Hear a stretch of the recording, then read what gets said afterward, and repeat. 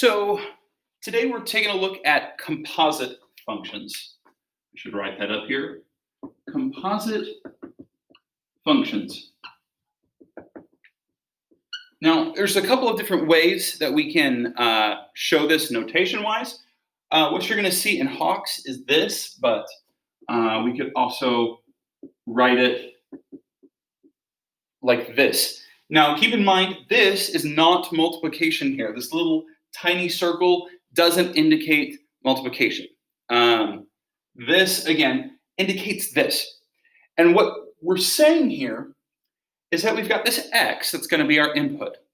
And we're going to input that into our g function. And then after we've input this into our g function, we're going to get an output from our g function. And that output will be the input for our f function.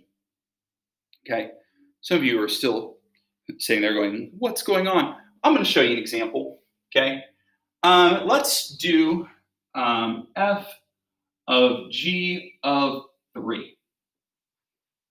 Okay, so,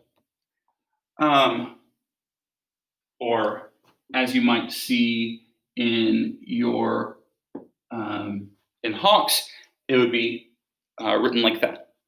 So in math, whenever there's parentheses, you start from the inside out. So g of 3, okay? So g of 3, that's going to be 3 squared. Okay, what's 3 squared? That's 9. And that 9 that we just got as our output, that's now going to be the input for our f function. What's our f function? X plus 5. So 9 plus 5, that's going to be 14. So the first thing we did with our value is we squared it, and then we took that result and we added 5. So it's basically saying we're going to do multiple things to this input. So the input, we do the first thing to it, and then whatever happened to that, we'll do something else to that result. Okay? What about this? Let's do g of x. G of x. So again, we could rewrite this like so. And we go, okay, so g of x, that's x squared. So I can replace g of x with x squared. Well, now x squared is going to be the input into my function, so I'm going to have to write x squared squared.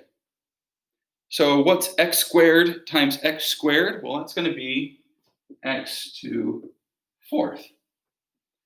So that's g of x of g of x. We can do the same thing with f of x.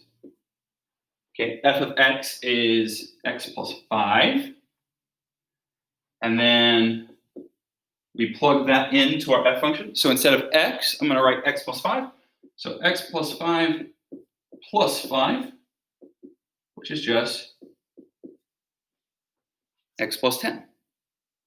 So I want you to think about this, because this maybe will help you understand what this notation means a little better. So what we're saying is we're going to take our input, we're going to add 5 to it, and then whatever's left, we're going to add 5 again. So we're going to do this first thing, we're going to add 5, and then we're going to add 5 again. We're going to add 5 twice. Or in this case, we're going to square it twice. But in this case, we're going to square it and then add 5 to it. That's what these composite functions mean. We're doing something to it, and then we're doing something to that result. Okay? Now, something that you need to keep in mind is this order does make a difference. Let me switch this order around on 3 and see if we get something different. So let me do g of f of 3, which is this, sorry, of 3. We could have done this with x as well. We'll do that in a second, actually. So we need to take this 3 and apply the f function. So 3 plus 5 is 8. Okay? Now we're taking that 8 and we're putting it in the g function, so 8 squared. So that's going to be 64. Okay? So we get a completely different result when we switch the order that we apply these functions. Okay?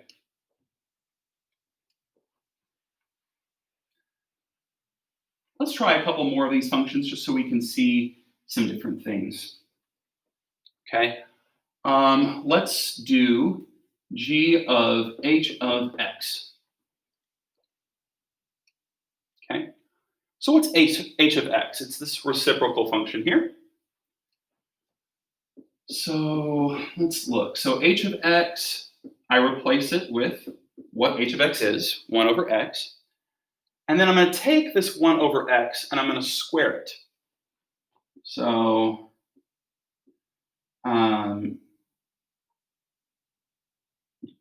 g of 1 over x is 1 over x squared. So 1 squared, x squared, so it's just 1 over x. X squared. All right. Okay, let's do f of j of x. So what's j of x? Well, that's square root of x. Then I'm going to plug that in here. Square root of x plus 5 is just square root of x plus 5. What if we switch this around? J of f of x. Well, f of x is x plus 5. I'm going to take that and stick it in here. So we get square root of x plus 5. So we get slightly different functions depending on what order we're doing these, we're applying these functions. So that's what a composite function is. We're taking an input, we're doing multiple things to it. And that's what a composite function is.